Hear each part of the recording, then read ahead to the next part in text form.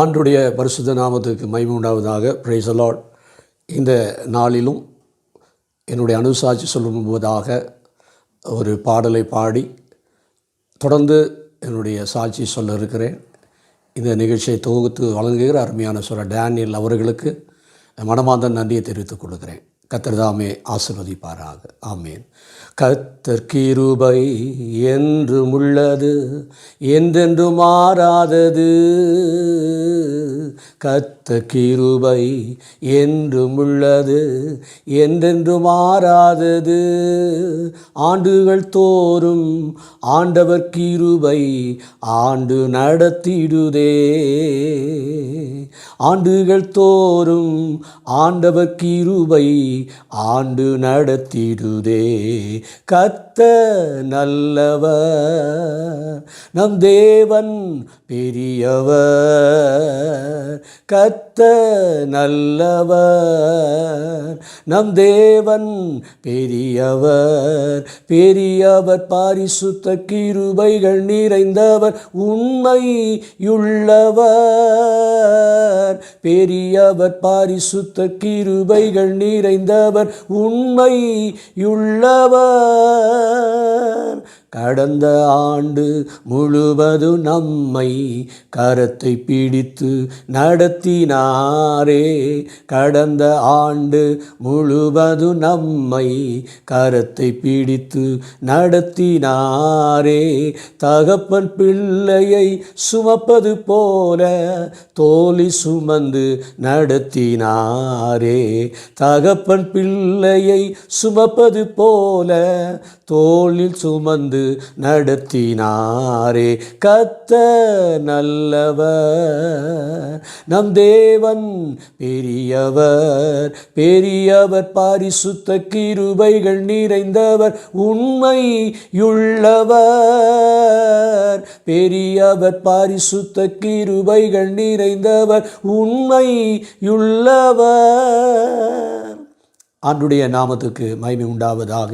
இந்த வேளையிலும் கூட என்னுடைய தகப்பனாருடைய குடும்பத்தை குறித்து உங்களுக்கு சொல்வதில் நான் மிகுந்த மகிழ்ச்சி அடைகிறேன். என்னுடைய அப்பா அம்மாவுடைய சொந்த ஊர் கோயில்பட்டி அருகிலே உள்ள இளையர் சரணத்தில் என்ற இடம். அவள் பூர்வீகம் அதுதான்.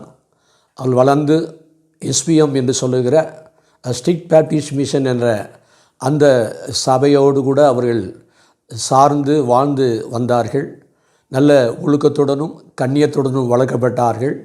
என்னுடைய தகப்பனார் பெயர் வில்சன், என்னுடைய தாயார் பெயர் அருளம்மாள். இந்த நாளில் என்னுடைய தாத்தா அந்த எஸ்பிஎம் சபையில் ஒரு நல்ல உபதேசியாராக இருந்ததினால் அவர்களை நல்ல ஒரு கிறிஸ்தவ வாழ்க்கையிலே வளர்த்து வந்தார். காலங்கள் சென்றவுடன் அவளுக்கு ஒரு வேலை வாய்ப்புக்காக ராஜபாளையம் என்கிற பட்டணத்துக்கு கடந்து வந்து அவள் வேலைகளை இந்த நாளில் செய்வது கடந்து வந்தார்கள். அப்பொழுது என்னுடைய அப்பா ராஜபாளையம் அந்த நாளில் ஸ்பின்னிங் மில்லில் வேலை செய்யும்படியான ஒரு வாய்ப்பு கிடைத்தது. என்னுடைய தாயார் அவர்களுக்கு அரசாங்கத்தில் நாளில் குமாரசாமி ராஜா என்று சொல்லுகிற அந்த பிரசவ ஆஸ்பத்திரியில் அவர்கள் நர்ஸ் பணி கிடைத்தது. அந்த பணியை அவர்கள் சந்தோஷத்தோடு மகிழ்ச்சியுடன் அவர்கள் செய்து வந்தார்கள். அவர்களும் இந்த நாளிலே சிஎஸ்ஐ முறையின்படியே அவர்கள் இந்த ராஜபாளையத்தில் வந்து அவர்கள் வாழ்ந்து வந்தாலும் சில வேளைகளில் அவர்களுடைய வாழ்க்கையில் சில தடுமாற்றங்கள், தொடர்ந்து கர்த்தரை உறுதியாய் பற்றுக்கொள்ள முடியாத ஒரு சூழ்நிலைகள் இருந்ததுண்டு. ஆனால் காலப்போக்கில் அவர்கள் ஆண்டவராய் இயேசுவை அறிந்தது மாத்திரமல்ல, அது உறுதியாய் பற்றி கொண்டு ஆண்டவருக்காக அவர்கள் வைராக்கியமாய் வாழ்ந்து வந்தார்கள். எங்களுடைய குடும்பத்தில் மொத்தம் ஒரு 7 பேர். இந்த 7 பேரும் இந்த நாளிலே சிறு வயதிலிருந்தே கிறிஸ்துவுக்குள் இந்த நாளிலே கண்டிப்போடும் கவனத்தோடும் எங்களை வளர்த்து வந்தார்கள். எங்களுடைய பள்ளி நாட்களிலும் சரி, வீட்டுக்கு வந்தாலும் சரி, அதிகாலையிலே கண்டிப்பாக 5 மணிக்கு எழுந்திருந்து குடும்ப ஜெபத்தில் அனைவரும் பங்கு பெற வேண்டும். அதே நேரத்தில் ஒவ்வொரு நாளும் ஒரு மனப்பாட வசனத்தை கண்டிப்பாய் சொல்லியாக வேண்டும். அப்படிப்பட்ட சூழ்நிலை நாங்கள் வளர்க்கப்பட்டோம். சில வேளைகளில் நாங்கள் அதில் கவனம் செலுத்தாவிட்டாலும், சில வேளைகளில் அதை குறித்து நாங்கள் அசதியாக இருந்தாலும் மிகவும் கண்டிப்புடன் இந்த காரியத்தில் பங்கு பெற எங்களை உற்சாகப்படுத்தி அந்த விதமான ஒரு பாதையில் எங்களை அற்புதமாய் நடத்தி வந்தார்கள். என்னுடைய குடும்பத்தில் 7 பேர். அதில் மூத்த அண்ணனுடைய பெயர் ஜேக்கப் ராஜா, இரண்டாவது அக்காவுடைய பெயர் குளோரி எஸ்தர், மூன்றாவது அண்ணனுடைய பெயர் கேப்ரியல், நான்காவது அண்ணனுடைய பெயர் டேனியல் ராஜ், ஐந்தாவது என்னுடைய சகோதரனுடைய பெயர் ஜெயக்குமார், ஆறாவது பெயர் ஹென்றி ஜான்சன் ஆகிய நான், ஏழாவது என்னுடைய இளைய சகோதரி செல்வராணி. இப்படி ஒவ்வொரு அந்த பள்ளி படிப்பின் நாட்களிலே நாங்கள் 2 பேராக பள்ளிக்கு செல்வது உண்டு. சில வேளைகளிலே தனிப்பட்ட விதத்தில் நாங்கள் செல்வது உண்டு. காலப்போக்கில் 6ஆம் வகுப்புக்காக நாங்கள் வெளியிடங்களை சென்று படிக்கிற போது பள்ளிக்கு கடந்து சென்றாலும் பள்ளி படிப்பிலே ரொம்ப கவனம் செலுத்துவதில்லை. காரணம், சினிமாவினுடைய அந்த தாக்கம் என்னுடைய வாழ்க்கையில் அதிகமாக இருந்ததுனாலே படிப்பிலே கவனம் செலுத்த முடியலை. உட்கார்ந்திருப்பேன், பள்ளியில் பாடம் கற்றுக் கொடுப்பார்கள், கற்றுக்கொள்வதைப் போல உட்கார்ந்திருந்தாலும் என்னுடைய நினைவெல்லாம் இப்பொழுதும் சினிமாவிலே இருக்கும். இப்படியாக ஒரு நாள் சினிமா பார்க்க வேண்டும் என்பதற்காக எனக்கு வயிற்று வலி, அதனால் மத்தியானம் எனக்கு லீவ் வேண்டும் என்று சொல்லி கடிதம் எழுதி ஸ்கூலில் கொடுத்துட்டு மத்தியானம் அந்த 2வது மேட்னி ஷோவுக்கு நான் கடந்து போயிடுவேன். இப்படி பல நாட்கள் கடந்து போய் கொண்டிருந்த காலகட்டத்தில் முழுமையாகவே படிப்பிலே கவனம் செலுத்த முடியல. அதனால் 10 வரைக்கும் நான் முடிந்த அளவு படித்தேன். அது படிப்பை தொடர முடியவில்லை. காரணம் சினிமா. அதே போல் கெட்ட நண்பனுடைய சாவகாசங்கள் அதிகமாக இருந்தது. அவளோடு கூட சேர்ந்து பீடி குடிப்பது, கஞ்சா அடிப்பது, சாராயம் எங்கே வைத்திருக்க அந்த சாராயம் கடத்துவது போன்ற அந்த பழக்க வழக்கத்துக்கு அடிமையானேன். அந்த 18வது வயதில் கள்ளநோட்டு அடிக்கிற ஒரு கும்பலோடு கூட ஒரு தொடர்பு ஏற்பட்டது. அவர்கள் அடிக்கிற அந்த கள்ள நோட்டை வெளியே விற்று வர வேண்டும். எவ்வளவுக்கு விற்கிறோமோ அவளுக்கு தக்கதாக அவர் நமக்கு சம்பளம் கொடுப்பாங்க. அப்படிப்பட்ட ஒரு வழியிலே போனதுனால என்னால் ஆவிக்குரிய வாழ்க்கையில் தொடர்ந்து ஈடுபாடு கொள்ள முடியவில்லை. எங்கள் அப்பா அம்மா சொல்வதற்கும் நான் கீழ்ப்படுகிறதில்லை. அவர்களுக்கு மாறாகவே நடந்து கொள்வேன். இப்படி நடந்து கொண்டது நிமித்தமாக என்னை எத்தனையோ முறை அவளை அடித்திருக்கிறார்கள், என்னை கண்டித்து உணர்த்திருக்கிறார்கள். ஆனாலும் அந்த நேரம் நான் உணருவேன். அதுக்கு பின்பு நான் எப்பொழுதும் போல நான் தவறான பாதையிலே ஓடிக்கொண்டே இருந்தேன். இப்படி என்னுடைய வாழ்க்கையிலே கடந்து போன போது என்னால் படிப்பை தொடர முடியும். இடையிலேயே நான் நின்று விட்டேன். அது திரும்ப எங்கள் அப்பா என்னை கண்டித்து நூற்பாலையில் என்னை வேலைக்கு சேர்த்து விட்டார்கள். அந்த வேலையை நான் தொடர்ந்து செய்து கொண்டிருந்த அந்த காலங்களில் கையில் சம்பளம் வருகிற பொழுதெல்லாம் நண்பர்களோடு கூட இப்படிப்பட்ட தவறான ஒரு பழக்க வழக்கத்துக்கு அடிமையானேன். அவள் என்னை பீடி சிகரெட்டு குடிப்பதற்கு அடிமையாக்கினார்கள். கஞ்சா மற்றும் கல் மற்றும் இந்த சாராயம் குடிப்பதற்கான ஒரு பாதையிலேயே என்னை நடத்தி கொண்டு போனார்கள். இப்படி கடந்து போகிற போது சபை ஆராதனை கொஞ்சம் கொஞ்சமாக நான் தவிக்க ஆரம்பித்தேன். முழு மனதோடு அதிகாலை ஜெபத்தில் எங்களுடைய பெற்றோரோடு இருந்து ஜெபம் பண்ண முடியாமல் அதை தவிர்த்தேன். வேண்டுமென்றே தவிர்த்தேன். காரணம், நான் இந்த தவறான பழக்க வழக்கில் இருக்கிறபடினால். இப்படி இருந்தபோது என்னுடைய தகப்பனார் ஒரு முறை, இந்த வாரம் நீ கண்டிப்பாய் சபைக்கு வரணும், சபைக்கு வந்து அதனால் எல்லா காரியத்திலும் பங்கு பெற வேண்டும் என்று சொல்லி கண்டிப்புடன் எங்களை நடத்தினார்கள். கையில் பைபிள் கொண்டு வர வேண்டும், சபையிலே முன்பாக உட்கார்ந்து பாட்டு பாடணும், வேத வாசிக்கணும், அவர் சொல்லுகிற வசனத்தை நீ கண்டிப்பாக வாசிக்கணும்னு சொல்லி கட்டாயப்படுத்தினார்கள். நான் கடமைக்காக போவேன். எங்கள் அப்பா சொல்வதற்காக, எங்கள் அம்மா சொல்வதற்காக கடமைக்காக போய் அங்கே அந்த நாள் வசனம் சொல்வதும் பாடுவதும் ட்ரம் அடிப்பதும் இப்படிப்பட்ட ஒரு பழக்க வழக்கத்தை உடைய இருந்தேன். எப்பொழுது சபை முடியும், எப்பொழுது சினிமாவுக்கு போவோம் என்கிற எண்ணம் தான் எனக்கு இருக்குமே ஒழிய முழு மனதோடு நான் அங்கே உட்கார்ந்து ஆராதிக்க விரும்புவதில்லை. ஆகவே இப்படிப்பட்ட சூழ்நிலையிலே நான் அதிகமாக சினிமாக்களை எண்ணம் கொண்டபடினால் நாட்பட என்னுடைய வாழ்க்கையிலே நிம்மதி இல்லாத ஒரு சூழ்நிலை வந்தது. இப்படிப்பட்ட சூழ்நிலை தான் என்னுடைய அப்பா அம்மா அவர்கள் எனக்காக கண்ணீர் வடித்த நாட்கள் உண்டு. இப்படிப்பட்ட தவறான பாதையிலே ஓடுவது, தவறான பாதையில் நடப்பது தேவனுக்கு பிரியமில்லை, உன்னுடைய வாழ்க்கை கெடுத்து விடாது என்று சொல்லி என்னை எவ்வளவோ புத்திமதி சொல்லி அழுது, இந்த நாளில் உனக்காக நாங்கள் ஜெபம் பண்ணுறோம், ஆண்டவர் இயேசு தான் உன்னுடைய வாழ்க்கையை மாற்றுவார் என்று சொல்லி எனக்கு புத்திமதி சொன்னார்கள். அப்பொழுதெல்லாம் அதை அற்பமாய் நினைத்து விட்டேன். நான் காலங்கள் சென்றபோது தான் இதனுடைய உண்மை என்பதை நான் தெரிய வந்தேன். ஒரு நாளிலே ஸ்தோத்திரம், இதுதான் உலகம், இதுதான் என்னுடைய சமாதானம், அந்த உலகத்திலே கிடைக்கிற இன்பம், சினிமாவிலே கிடைக்கிற இன்பம், நண்பருமாய் கிடைக்கிற இன்பம் தான் நிரந்தரமானது. ஆகவே இதற்கு மேலாக ஒன்று இல்லை என்று சொல்லி நினைத்து தான் அப்படி என்னுடைய வாழ்க்கையில் கடந்து போய் கொண்டிருந்தேன். ஒரு நாள் மாலை வேளையில் ஸ்தோத்திரம். நான் இரவு செகண்ட் ஷோ சினிமாவுக்காக நான் ஒரு தியேட்டருக்கு படம் பார்க்க போயிருந்தேன். படம் பார்த்துவிட்டு 12 மணிக்கு நான் வருகிற போது என்னுடைய வீட்டுக்கு நான் கடந்து வர வேண்டும் என்றால் ஒரு ரயில்வே கிராசிங்கை நான் கடந்து வர வேண்டும். அப்படி ரயில்வே கிராசிங்கை கடந்து வருகிற போது அதுக்குடைய பக்கத்தில் ஒரு வேப்ப மரம், ஒரு பெரிய மரம் இருக்கும். அந்த மரத்தில் எசக்கி என்ற ஒரு தெய்வம் இருப்பதாக சொல்லுவார்கள். அது எப்பொழுதும் அங்கே போன ஒரு பயம் உண்டாகும். பகலிலே பார்க்குற போது பயம் உண்டாகாது, அந்த இரவிலே வருகிற போது மாத்திரம் எனக்கு ஒரு பயம் உண்டாகும். அந்த இடத்துல வந்த உடனே மரண பயம்னா உடனே தற்கொலை செய்யணும், இந்த தண்டவாளத்தில் விழுந்து சாகணும் அப்படிங்கிற அந்த எண்ணம் தான் எனக்கு வரும். ஆகவே இந்த இடத்துல வந்தால் மாத்திரம் ஏன் இப்படி எனக்கு அந்த சத்தம் கேட்குறது, ஏன் சாக வேண்டும் என்று சொல்லி உடலில் நடுக்கத்தோடு அந்த ரயில்வே கிராசிங்கை தாண்டி வீட்டுக்கு போவேன். அங்கேயே யோசிப்பேன், ஏன் இப்படிப்பட்ட சத்தம் அங்கே வருகிறது, ஏன் அங்கே போனோடனே அந்த எண்ணங்கள் நமக்கு ஏன் வருகிறது என்று சொல்லி நான் யோசித்து தூங்காமல் அநேக நாட்களாக சினிமாவுக்கு போவதை நான் நிறுத்திவிட்டேன். 1 மாதம் கழித்து திரும்ப நான் சினிமாவுக்கு போகிறேன். அது என்ன என்பதை நான் கண்டிப்பாக நான் கண்டுபிடிக்க வேண்டும் என்று சொல்லி விரும்பி நான் 2வது ஷோ சினிமா பார்த்துட்டு வருகிற போது அதே சத்தம், நீங்கள் சாக வேண்டும், உனக்கு இந்த உலகத்தில் நிம்மதி இல்லை, நீ சந்தோஷம் வாழ முடியாது, நிரந்தரமாக இருக்க முடியாது என்று சொல்லி அந்த சத்தம் கேட்கும். அப்படியே பயந்தவனாய் நான் அந்த இடத்த விட்டு கடந்து வீட்டில் போய் யோசித்தேன். ஒரு நாள் வந்தபோது அந்த நாளில் அப்பா அம்மாவை நினச்சி அழுது கொண்டிருந்தேன். அப்பா வேலைக்கு போயிட்டாங்க, அம்மா வேலைக்கு போயிட்டாங்க, அண்ணன்மார் எல்லாருமே ஆங்காங்கே வேலையிலையும் படிப்பிலையும் கவனம் செலுத்தி போய்விட்டு ஓடினால் மாலை 5:30 மணிக்கு சென்னைக்கு வரக்கூடிய ட்ரெயின் வருகிற போது அந்த ட்ரெயினுக்கு முன்பதாக விழுந்து நான் சாக வேண்டும் என்று சொல்லி தீர்மானித்தேன். இப்படியாக தீர்மானித்து வீட்டின் கதவை அடைத்துவிட்டு ஒருமுறை அப்பாவையும் அம்மாவையும் உடன்பிறந்த சகோதரி நினைத்து எப்பொழுது உங்களை பார்க்க போகிறேன் எனக்கு ஒன்றும் தெரியல அப்படி சொல்லுது அழுதுட்டு நான் கதவை திறக்கிற போது ஒரு மெல்லிய சத்தம் யோவான் எழுதின சுவிசேஷ புஸ்தகம் 14ஆம் அதிகாரம் 27ஆம் வசனத்தை வாசி என்ற ஒரு சத்தம் கேட்டுச்சு. இந்த நாளில் அது எனக்கு ஒன்றும் புரியவில்லை.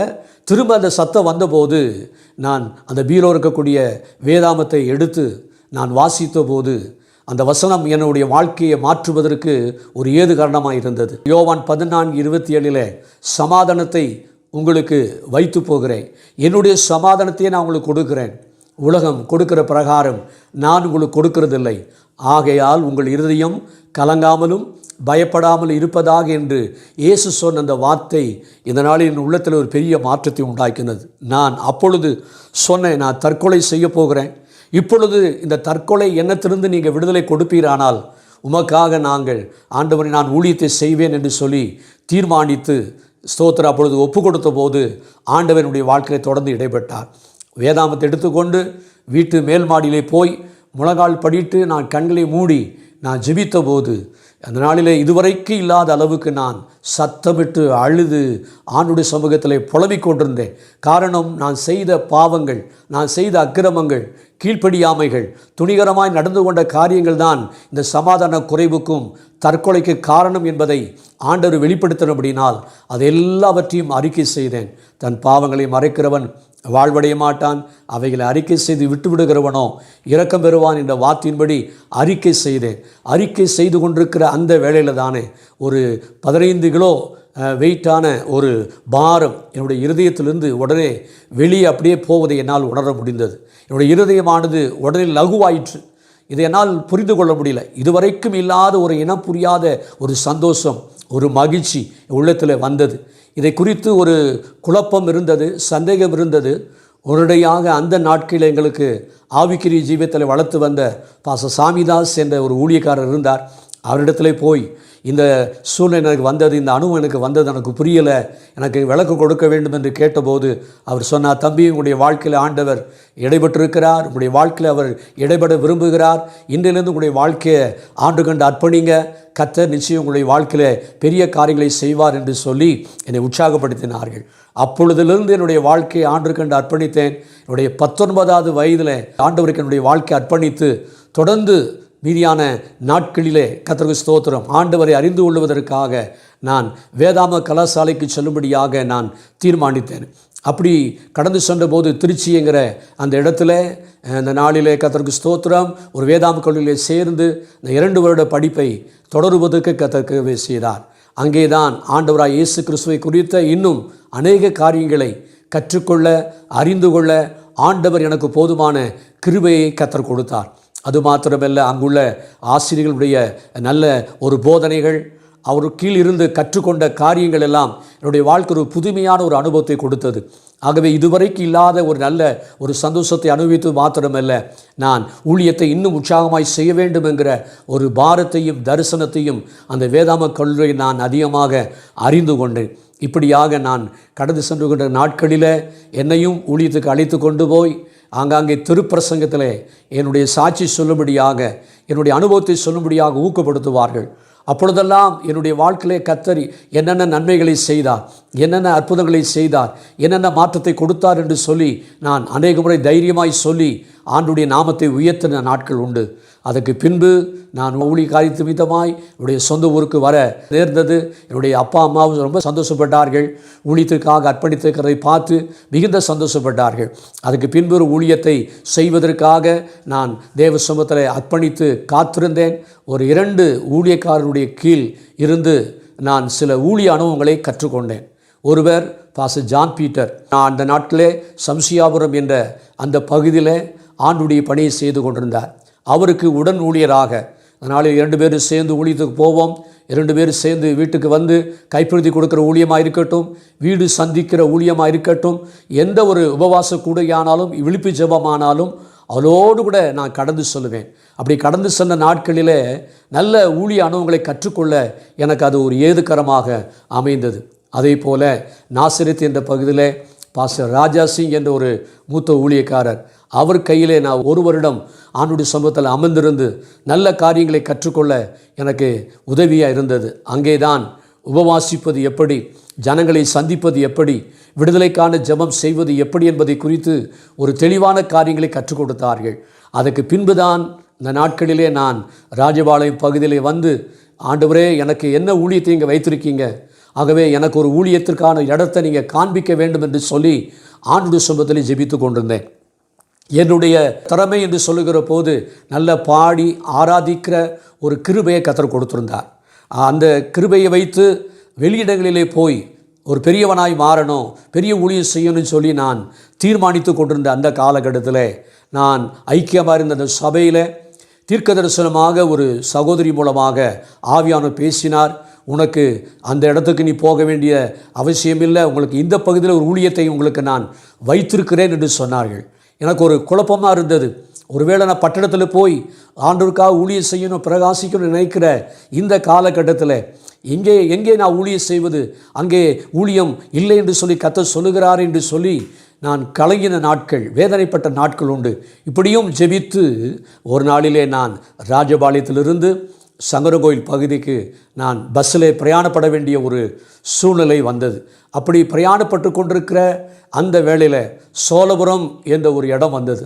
சோழபுரம் என்ற இடம் வந்த பின்பு கண்டக்டர் சொல்லுகிறார், சோழபுரம் எல்லாரும் இறங்குங்கள் என்று சொல்லுகிற போது நான் சோழபுரத்தை கேள்விப்பட்டிருக்கிறேன். அங்கே ஒரு நண்பர் தானியல் என்று ஒரு நண்பர் எனக்கு இருந்தார். அவருடைய நினைவாக இது அவர் ஊர்தான் என்பதை நான் சுற்றி பார்த்தேன் பஸ்ஸில் இருந்து கொண்டே. அப்பொழுது ஆண்டவர் சொன்னார், இந்த இடத்துல தான் உனக்கு ஊழியம் என்று சொன்னார். நான் பின்னால் திரும்பி பார்த்தேன், யார் இந்த இடத்தை குறித்து சொல்வது என்று திரும்பி பார்த்தா யாரும் இல்லை. ஆனால் அது ஆண்டுடைய சத்தம் என்பதை நான் உணர்ந்து கொண்டேன். உடனே திரும்ப நான் பிரயாணப்பட்டு போய் கொண்டிருக்கிற போது இந்த கிராமத்தில் வந்து ஊழியம் செய்ய எனக்கு விருப்பம் இல்லை. அதனால் கிராமம் அந்த பட்டிக்காடில் வந்து நான் ஊழியம் செய்யக்கூடாது, வேண்டாம் என்று நினைத்து திரும்ப போயிட்டேன். திரும்ப சங்கரகோயிலிருந்து நான் திரும்ப ராஜபாளையம் வந்து கொண்டிருக்கிற போது சோழபுரம் ஸ்டாப் வருகிறது, சோழபுரம் இறங்குங்கள் என்று சொல்லி கண்டக்டர் சொல்லுகிறார். அப்பொழுதும் அதே சத்தம், இதே இடத்துல உனக்கு ஊழியம், இந்த இடத்துல நீ ஊழியத்தை செய்வாயானால் நான் உன்னை கனப்படுத்துவேன் என்று கர்த்தர் சொன்னார். திரும்ப நான் பார்க்கிற போது அந்த சத்தம் கொடுத்தது யார் என்னை பற்றி சொன்னார்கள் என்று சொல்லி நினைத்து பார்த்தபோது யாருமே இல்லை. அப்பொழுதுதான் உணர்ந்து கொண்டேன், கர்த்தர் இந்த சோழபுரத்தில் என்னை ஊழியத்திற்காக கொண்டு வர சித்தமாக இருக்கிறார் என்பதை அறிந்து கொண்டு நான் பிரயாணப்பட்டு போனேன். உண்மையாகவே அந்த சத்தத்தின்படி, தேவ திட்டத்தின்படி நான் சோழபுரம் பகுதிக்கு 1989 ஆண்டில் நான் ஊழியத்திற்காக கடந்து வந்தேன். அப்படியாக ராஜபாளையத்திலிருந்து வந்து ஊழியம் செய்து போவது வருமாய் இருந்து கொண்டிருக்கிற அந்த காலகட்டத்தில் கர்த்தருக்கு ஸ்தோத்திரம், 1989 ஆண்டு எனக்கு திருமணத்திற்கான சூழ்நிலைகளை இந்த நாளில் பெற்றோர்கள் எனக்கு அனுமதித்தார்கள். அப்படி இந்த காலத்தில் மதுரை பகுதியில் திருநகர் என்ற இடத்துல அடைக்கலம் மற்றும் திரவியம் என்று சொல்லப்படுகிற அந்த குடும்பத்தில் கடைசி மகள். நாங்கள் அவர்களை குடும்பத்தை ஜெபத்தோடு சந்தித்தோம். நாங்கள் பெண் கேட்டபோது அவர்களும் மனப்பூர்வமாக இந்த நாளிலே சம்மதித்தார்கள். சில சூழ்நிலைகளில் அவர்கள் இந்த நாட்களில் அப்பொழுது எனக்கு அந்த முடி அதிகமாக கொஞ்சமாக இருந்தது, அதிகமாக இல்லை, அதனால் இவருக்கு முடி குறைவாக இருக்கிறது, அதனால் பெண்லாம் கொடுக்க முடியாது, அதனால் சொல்லி எவ்வளவோ அவர்கள் அதை முற்றிலுமாக தவிர்ப்பதற்கும் முயற்சி பண்ணினார்கள். ஆனால் முடிவாக எல்லாருக்கும் ஒரு தீர்மானம் இருந்தது. ஆகவே கண்டிப்பாக இவருக்குத்தான் திருமணம் நம்முடைய தங்கச்சியை கொடுக்க வேண்டும் என்று சொல்லி முடிவெடுத்தபடினால் அந்த திருமணம் ஒழுங்கானது. அதுக்கு முன்பதாக கர்த்தருக்கு ஸ்தோத்திரம். இந்த ஊழியத்தை எப்படி செய்கிறார், கிராமத்தில் இருக்கிறாரே, குடும்பத்தை இவரால் நடத்த முடியுமா, நடத்தக்கூடிய அளவுக்கு பொருளாதாரம் இருக்கிறதா என்பதை அவர்கள் கண்டுபிடிப்பதற்காக அவருடைய குடும்பத்தை சார்ந்த அண்ணன்மார்களும் அவருடைய ஆவிக்குரிய தகப்பனார் பாஸ்டர் ராபின்சன் அவர்களும் என்னுடைய இடத்துக்கு கடந்து வந்தார்கள். அப்பொழுது ஒரு ஷெட்டில் நாங்கள் நடத்தி கொண்டிருக்கிறோம். ஆகவே நான் தான் ட்ரம் அடித்து பாட்டு பாடுகிறேன், பாட்டு பாடி எல்லாரையும் ஆவின் பிரசனத்தை நடத்தி சொல்லுகிறேன். அப்பொழுது குறைந்த ஒரு 10-15 பேர் இருப்பாங்க. அப்படி நடந்து கொண்டிருந்த போது எல்லாரும் நல்ல ஆவியில் நிறைந்து கர்த்தரை துதித்து அவருடைய நாமத்தை உயர்த்துகிறதை பார்த்தபோது அவர்களாக பேசிக்கொண்டார்கள், கண்டிப்பாக இவர்களுக்கு பெண்ணை கொடுக்கலாம். அவர்கள் சொன்ன ஒரு காரியம் தமாசாக சொல்லுகிறேன், கொட்டடித்து எப்படியாவது அவங்கள் தங்கச்சி என்ன செஞ்சிருவார், காப்பாற்றி விடுவார் என்று சொன்னார்கள். அதன்படியாக கர்த்தருக்கு மகிமை உண்டாகட்டும். இந்த நாளில் திருமணம் 1989 முடிவடைந்தது. அதுக்கு பின்பு நாங்கள் இந்த சோழபுரம் பகுதியை கடந்து வந்தபோது அவர்கள் ஒரு வாத்தியார், அதாவது ஒரு ஆசிரியருடைய மகளாக இருந்தபடினால் அவர் நல்ல வசதியாக வாழ்ந்திருக்க முடியும், அவர் வசதியோடு நல்ல காரியங்களை அவர் அனுபவித்திருக்க முடியும். ஆனால் ஊழியத்திற்கென்று வருகிற போது இந்த விதமான ஒரு நல்ல சௌகரியத்தை, நல்ல ஒரு ஆசீர்வாதத்தை அவள் எதிர்நோக்கி வருவார்கள் என்பதை அறிந்து நான் ஒரு நாள் அவளோடு கூட பேசினேன். ஊழியம் என்பது ஒரு சாதாரணமானதல்ல, கொஞ்சம் ஒரு கஷ்டமான ஒரு காரியம். ஆனாலும் உங்களுக்கு நினைக்கிறது போல நல்ல உடை உடுத்தணும், நல்லா சாப்பிடணும், நல்ல துணிமணி வாங்கணும், நல்லா சந்தோஷமாக இருக்கணுங்கிற எண்ணம் நமக்கு இருந்தாலும், இன்னொரு பக்கம் கர்த்தர் எப்பொழுது நமக்கு எல்லா நன்மைகளும் கொடுக்கிறாரோ அதை பெறுகிற வரைக்கும் நான் கொஞ்சம் பொறுமையாக நிதானமாக இருக்க வேண்டும் என்று அவளுடைய அன்பாய் கேட்டுக்கொண்டேன். அதை கேள்விப்பட்ட அவர்கள் எந்த ஒரு வார்த்தை பேசாமல் அந்த நாட்கள் அதை ஏற்றுக்கொண்டார்கள். காலங்கள் சென்றபோது நாங்கள் ஒரு வாடகை வீட்டில் இருந்து தொடர்ந்து கர்த்தரை ஆராய்த்து கொண்டிருந்தோம். கிட்டத்தட்ட ஒரு வீட்டில் ஒரு வருஷம் தான் இருக்க முடியும். அதுக்கடுத்த வருஷம் மாறி அந்த வீட்டை காலி பண்ண வேண்டியது இருக்கும். காரணம் ஏன்னா நாங்கள் ட்ரம் அடித்து பாட்டு பாடுவது பக்கத்து வீட்டுக்காரர்களுக்கு ரொம்ப டிஸ்டர்பாக இருந்துச்சு, ஒரு பிரச்சனையாக இருந்துச்சு. அவர்கள் வீட்டு ஓனரிடத்தில் ரிப்போர்ட் கொடுத்து இந்த வீட்டை காலி பண்ண சொல்லுங்கள் அப்படின்வாங்க. இப்படி ஒரு வருஷத்துக்கு மேலாக ஒரு வீட்டில் இருக்கவே முடியாது. இப்படியாக நாங்கள் கடந்து 6-7 வீடு நாங்கள் அப்படியாக கடந்து வந்துட்டோம். இப்படிப்பட்ட ஒரு சூழ்நிலையில் தான் ஆண்டவரே எங்களுக்கு ஒரு இடம் வேணும், இடம் இருந்தால் நலமாக இருக்கும் என்று சொல்லி நான் அந்த நாட்களில் ஜெபித்து கொண்டிருந்தேன். அந்த சூழ்நிலையில் நான் பஸ் ஸ்டாப்புக்கு வந்து பஸ் ஏறும்படியாக நான் நின்று கொண்டிருந்தபோது நான் எதிராக பார்த்த ஒரு காரியம், அது ஒரு நல்ல கிரவுண்டு. அந்த கிரவுண்டில் சாராய் கடைக்கு இடம் கொடுத்துருக்குறாங்க. சாராய் கடைக்கு வந்து போய் பஸ் ஸ்டாப் பக்கத்தில், வேறு எங்கேயும் போக வேண்டியது இருக்காது, பஸ் ஸ்டாப் அருகில் பஸ்ஸில் இறங்கினோடனே சாராய் கடைக்கு போகலாம். அப்படிப்பட்ட ஒரு நல்ல இடம். அப்போது நான் ஆண்டவருடைய சமூகத்தில் சொன்னேன், ஆண்டவரே இந்த சாராய் கடைக்கு இந்த இடம் கொடுத்துருக்காங்களாப்பா, இந்த இடத்துல சபை கட்டினா நல்லா இருக்குமே அப்படின்னு சொல்லி நான் சிந்தித்து கொண்டிருக்கிற அந்த வேளையில் உடனே ஆண்டவர் சடன்லியாக சொன்னார், நிச்சயம் அந்த இடம் உனக்கு கிடைக்கும், நீ ஜெபம் பண்ணு அப்படின்னார். நான் திரும்பி பார்த்தா யாரும் இல்லை, அதே சத்தம். உடனே எனக்கு ஒரு பெரிய சந்தோஷம். ஆனாலும் எங்கிட்ட கொஞ்சம் ஆத்துமாக்கள் இருக்கிறாங்க, அவர்கள் மிகவும் வறுமை கோட்டில் இருக்கிறவங்க, ஒரு அன்றாட கூலி விதேச ஜனங்க, அவங்ககிட்டருந்து எதையும் எதிர்பார்க்க முடியாது. இப்படிப்பட்ட சூழ்நிலையில் இந்த இடம் எப்படி நமக்கு கிடைக்கும், இந்த இடம் யாருடைய என்பதை அறிந்து கொள்வதற்காக நான் விசாரித்து பார்த்தபோது அந்த பகுதியிலே ஒரு நல்ல ஒரு வியாபாரம் பண்ணி கொண்டிருந்த ஒரு துரைசாமி ஐயா என்பவருடைய இடம் என்பதை கேள்விப்பட்டேன். முதல் நபராக நான் கடைக்கு போய் சரக்கு வாங்குவது போல இந்த நாளில் அவரோடு பேசினேன்.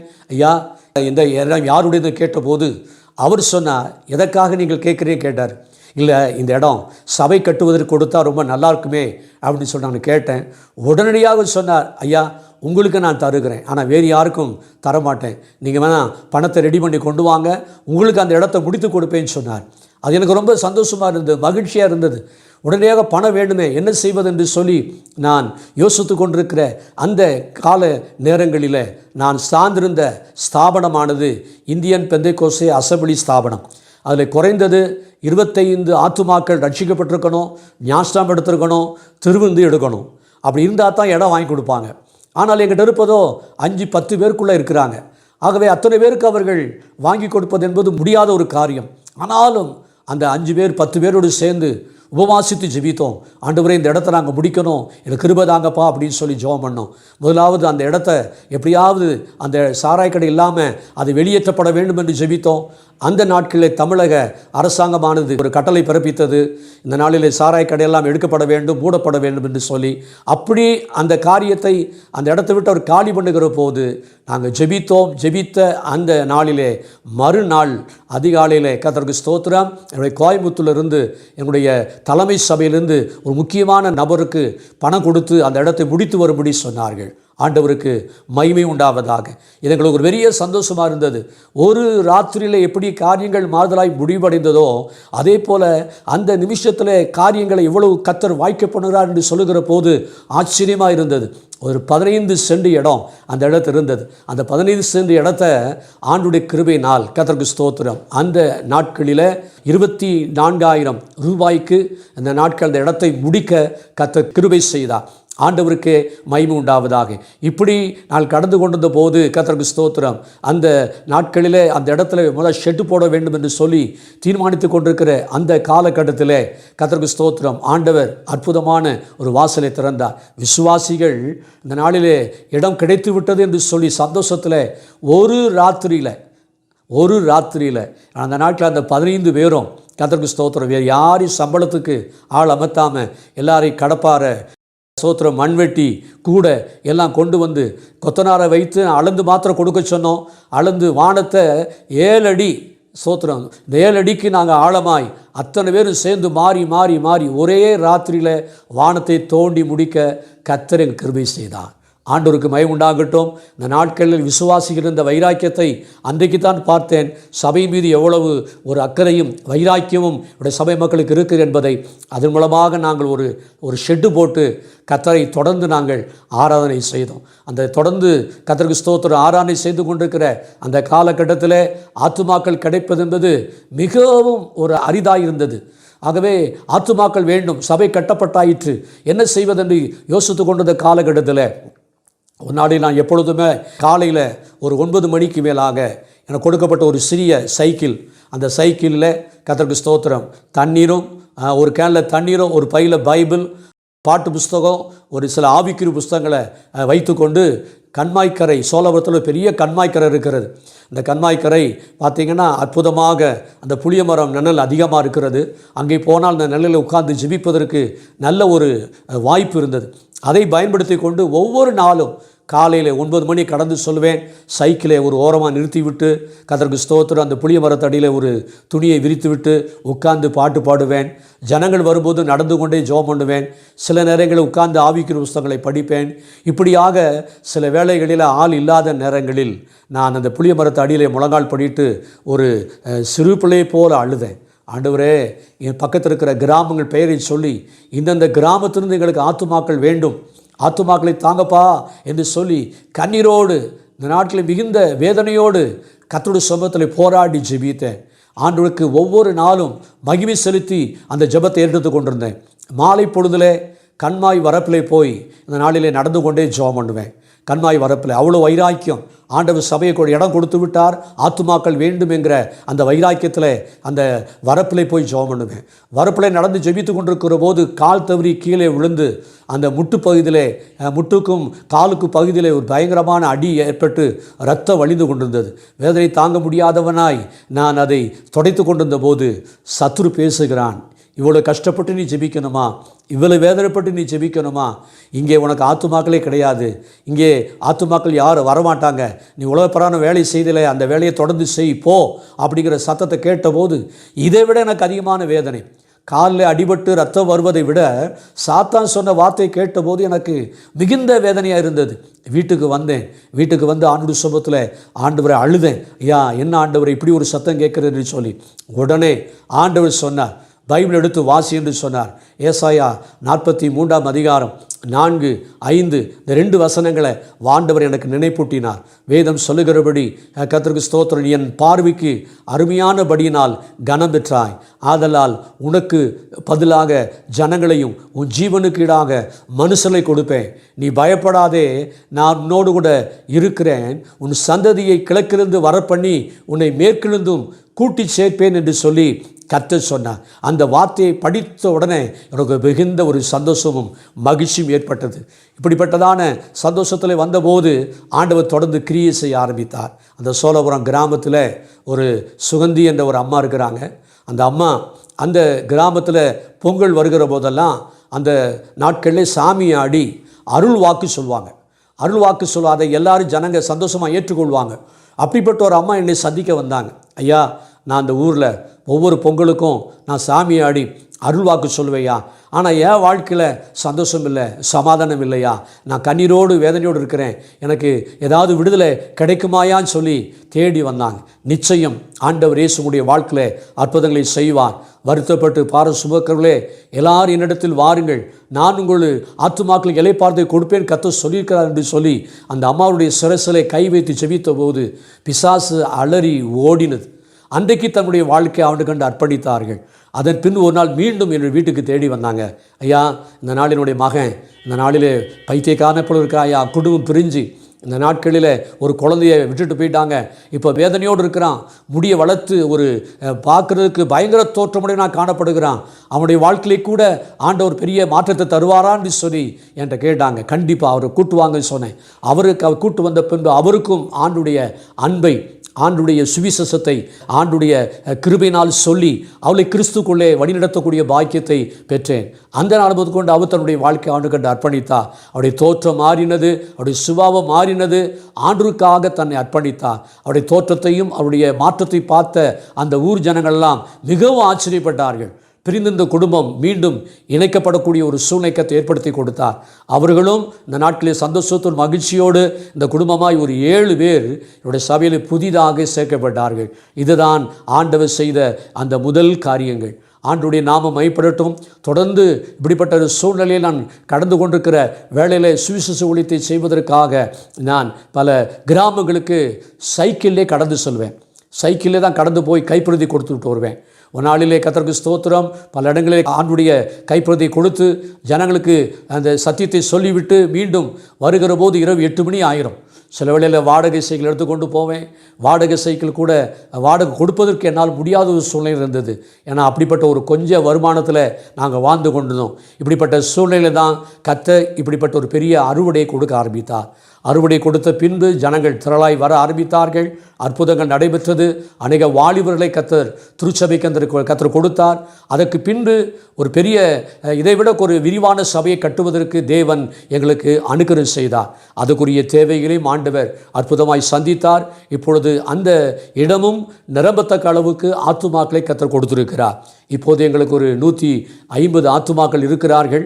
இதைவிட இன்னும் விரிவான சபையை கட்டுவதற்கு நாங்கள் ஜெபித்து இந்த வருஷத்தில் அதற்கான ஆயத்த வேளையில் செய்வதற்கு நாங்கள் ஏற்பாடு செய்து கொண்டிருக்கிறோம். கர்த்தர் நிச்சயம் செய்வார் என்கிற அந்த நம்பிக்கையோடு நாங்கள் இந்த காரியத்தில் செயல்பட்டு கொண்டிருக்கிறோம். ஒன்றுமே இல்லாதவனாய், யாருடைய துணையும் இல்லாதவனாய், சொந்தங்கள் பந்தங்கள் யாருடைய உறவு இல்லாதவனாய் நான் வெறுமையாக இந்த சோழத்துக்கு வந்தேன். ஆனால் கர்த்தர் என்னை அநேகருக்கு ஒரு ஆசீர்வாதமாக இன்றைக்கு என்னை வைத்திருக்கிறத நினைக்கிற போது இதற்கு நான் கொஞ்சம் கூட தகுதியுள்ளவன் அல்ல, கொஞ்சம் கூட நான் பார்த்தவன் அல்ல. ஆகினாலே கர்த்தர் என்னை அற்புதமாய் நேசித்தபடினால் அதிசயமாய் கர்த்தர் இன்றைக்கு கனப்படுத்தி வைத்திருக்கிறார். ஆண்டுடைய கிருபையினால் இந்த ஊழியத்தை இன்றைக்கும் நாங்கள் உற்சாகமாய் செய்து வருகிறோம். ஆண்டுடைய கிருபையினாலே நல்ல பாடவும் துதிக்கவும் ஆராதனை நடத்தவும் பல இடங்களிலே போய் கர்த்தரை சுவிசேஷம் அறிவிக்கவும் ஆராதனை நடத்தவும் இந்த நாளை அநேகர் அபிஷேகத்துக்குள்ள நடத்தக்கூடிய ஒரு பாக்கியத்தையும் தேவன் எனக்கு தந்திருக்கிறார். தொடர்ந்து ஆண்டவர் இது மூலமாக மகிமைப்பட்டு கொண்டிருக்கிறார். இதை கேட்கிற நீங்கள் ஒவ்வொருடைய வாழ்க்கையிலே நீங்கள் ஜெபிக்கும்படியாய் கேட்டுக்கொள்கிறேன். கர்த்தருடைய வாழ்க்கையில் பெரிய காரியங்களை செய்வார். திருமணம் முடிந்தது. எங்களுக்கு அற்புதமாக 2 பிள்ளைகளை கர்த்தர் கொடுத்தார். மூத்த மகள் பெயர் ஜாய்ஸ், கர்த்தருக்கு ஸ்தோத்திரம். அவள் தன் எல்லா சிறு வயதிலிருந்தே கர்த்தருக்கு பயந்து நல்லா வளர்க்கப்பட்டவள். அவள் நல்லா பாடுவாள், அவள் நல்லா துதிப்பாள். கர்த்தருக்கு ஸ்தோத்திரம். 2015 ஆண்டில் அவளுக்கு ஒரு திருமணம் நடைபெற்றது திருநெல்வேலியில். கர்த்தருக்கு ஸ்தோத்திரம். தேவகுமார் என்பவருக்கு நாங்கள் திருமணம் முடித்து கொடுத்தோம். 2 பிள்ளைகளை கர்த்தர் கொடுத்திருக்கிறார். அதே நேரத்தில் இளைய மகன் கிதியோன் ஜான் வெஸ்லி, கர்த்தருக்கு ஸ்தோத்திரம், சிறு வயதிலேயே இசை வாசிப்பதில், பாடுவதில், துதிப்பதில், ஆராதிப்பதில் நல்ல வாஞ்சி வைராக்கியம் அவருக்கு உண்டு. ஆகவே அவர் இந்த நாட்களிலே அவர்களும் தன்னுடைய வாழ்க்கை ஆண்டவருக்கு கண்டு அர்ப்பணித்து இன்றைக்கும் அவருக்கும் திருமணம் முடிந்து ஒரு நல்ல குழந்தை இருக்கிறது. இப்போ நல்ல இசை வாசித்து கர்த்தருடைய நாமத்தை உயர்த்துகிறார். உங்களுடைய ஊழியர்களுக்கு மிகுந்த உதவிகரமாக இருக்கிறார். எங்களுடைய குடும்பத்திற்காகவும் நீங்கள் தொடர்ந்து ஜெபிக்கும்படியாக நான் ஆண்டவருடைய சமூகத்தில் கேட்டுக்கொள்கிறேன். இவ்வளோ நேரம் என்னுடைய அனுசாட்சியை ஏன் உங்களுக்கு நான் சொல்கிறேன் அப்படின்னா, ஒரு காலத்தில் நான் கிறிஸ்துவ குடும்பத்தில் பிறந்து நான் வளர்ந்தாலும் என் வாழ்க்கையில் துன்மார்க்கமாய் போய் வாழ்ந்து மரணத்தை சந்திக்க வேண்டிய ஒரு சூழ்நிலை இருந்தது. அன்றைக்கு ஆண்டவர் இயேசு அந்த சூழ்நிலையை சந்திக்காவிட்டால் நான் மரித்து போயிருப்பேன். ஆனால் இயேசுனுடைய வாழ்க்கையில் ஒரு மாற்றத்தை கொடுத்ததுனால இன்றைக்கு நான் ஒரு உயிருள்ள சாட்சியாக உங்களுக்கு முன்னாக நான் நின்று பேசி கொண்டிருக்கிறேன். இந்த சாட்சி கேட்குற உங்களுடைய வாழ்க்கையில் எனக்கு அன்பான சகோதரர்களோ சகோதரிகளோ அல்லது குடும்பஸ்தர்களோ, உங்களுடைய வாழ்க்கையில் ஏதாவது ஒரு சூழ்நிலை கிறிஸ்தவ குடும்பத்தில் பிறந்தும் ஒருவேளை பேர் கிறிஸ்தவராக இருந்தும் நீங்கள் வாழ்ந்து கொண்டு சமாதானம் இல்லாமல், சந்தோஷம் இல்லாமல், வேதனோடு வாழ்ந்து கொண்டிருப்பீர்களானால், ஒருவேளை பின்மாற்றத்துக்கு ஏதுவாய் போய் கொண்டிருப்பீர்களானால், மரணத்தை தவிர வேறு வழியில், தற்கொலை தவிர வேறு வழியில் என்று சொல்லி நீங்கள் யோசித்து கொண்டிருப்பீர்களானால், இன்றைக்கு ஒரு நல்ல செய்தி. காலத்துக்கு முன் நீங்கள் ஏன் சாக வேண்டும்? வருத்தப்பட்டு பாரு சுமக்குள்ளே எல்லாரும் என்னிடத்தில் வாருங்கள், உங்கள் ஆத்துமாக்களை இளைப்பாறுதலை கொடுப்பேன் என்று சொன்ன கர்த்தர் இன்றைக்கும் உங்களுக்கு ஒரு பெரிய விடுதலை கொடுக்க விரும்புகிறார். என்னுடைய வாழ்க்கையை மாற்றின ஆண்டவர் உங்களுடைய வாழ்க்கை ஒரு நிச்சயம் மாற்றுவார். நான் இயேசுவை ஏற்றுக்கொண்டு இன்றைக்கு அவருடைய பிள்ளையாக இருப்பது போல நீங்களும் ஒரு நாளிலே ஆண்டவரை இயேசுவை ஏற்றுக்கொண்டு உடைய பிள்ளையாய் மாறுவீர்கள். இன்றைக்கு தேவை உங்களுடைய வாழ்க்கையை ஆண்டு கண்டு அர்ப்பணியுங்கள். என் மகனே, உன் இதயத்தை எனக்கு தாய் என்று கர்த்தர் உங்களை பார்த்து கேட்கிறார். எந்த சொல் இருந்தாலும் நீங்கள் யோசிக்காதீங்க, வெட்கப்படாதீங்க. அதுக்காக இந்த நாளில் இப்படி வந்தால் எதையாவது சொல்ல வேண்டும் என்று சொல்லி நீங்கள் எதை குறித்து யோசிக்க வேண்டாம். இன்றைக்கு ஒரு தீர்மானம் எடுத்து ஆண்டவருடைய வருவீர்களானால் நிச்சயம் உங்களுடைய வாழ்க்கை கண்டிப்பாய் மாறும். அந்த இயேசு கிறிஸ்து உங்களுடைய வாழ்க்கையில் ஒரு பெரிய மாற்றத்தை தருவார். அவரை மகிமைப்படுவாராக. இப்பொழுதும் உங்களுக்காக ஜெபம் பண்ணுகிறேன். நல்ல பிதாவே, இந்த ஆசீர்வதிக்கப்பட்டதான இந்த வேளைக்காக நன்றி. தேவனுடைய கிருபையினால் ஆண்டவரே உம்முடைய நாமம் மகிமைப்படும்படியாக இந்த சாட்சிகளை ஆண்டவரை பகிர்ந்து கொள்வதற்கு ஒரு வாய்ப்பை கொடுத்தீங்க. இதனால் இதன் மூலமாக இதை பார்த்து கொண்டிருக்கிற, கேட்டுக்கொண்டிருக்கிற ஒவ்வொரு இளைஞருடைய, வாலிபர்களுடைய, குடும்பஸ்தருடைய வாழ்க்கையில் தேவன் இடைபடுவீராக. யார் கிறிஸ்தவ குடும்பத்தில் பிறந்திருந்தாலும், ஒருவே கிறிஸ்தவ குடும்பத்தில் பிறவாமல் இருந்தாலும் கூட என்னை போலவே பல சூழ்நிலையில் கஷ்டத்தோடு, கண்ணீரோடு, வேதனையோடு தற்கொலை நோக்கி ஓடிக்கொண்டிருப்பாளானால் இன்றைக்கு வாழ்க்கையை கர்த்தர் இடைப்பட்டு ஒரு பெரிய மாற்றத்தை தருவீராக. நீ தருகிற அந்த சமாதானத்தை அவர்கள் பெற்று உமக்காக வாழ கர்த்தர் உதவி செய்யும்படியாக ஜெபிக்கிறேன். ரட்சிப்பு அந்த கர்த்தருடையதல்லவா? அந்த ரட்சிப்பை அவர்கள் பெற்றுக்கொண்டு உமக்காக வாழ உதவி செய்யும். நீ அப்படியே செய்வீராக. ஜெபத்தை கேட்டு அப்படியே நீ செய்கிறதுக்காக நன்றி ஆண்டவரே, இயேசுவின் நாமத்தில் பிதாவே, ஆமென், ஆமென். அன்பார்ந்த கிரைஸ்ட் காலிங் டிவி நேயர்களே, மேலும் இது போன்ற உங்களுடைய சாட்சிகளை எங்களுடைய சேனலில் கொடுக்க விருப்பமுள்ளவர்கள் எங்களை தொடர்பு கொள்ளுங்கள். தொடர்புக்கு 7200713563. கர்த்தர் தாமே உங்களை ஆசீர்வதிப்பாராக. ஆமேன்.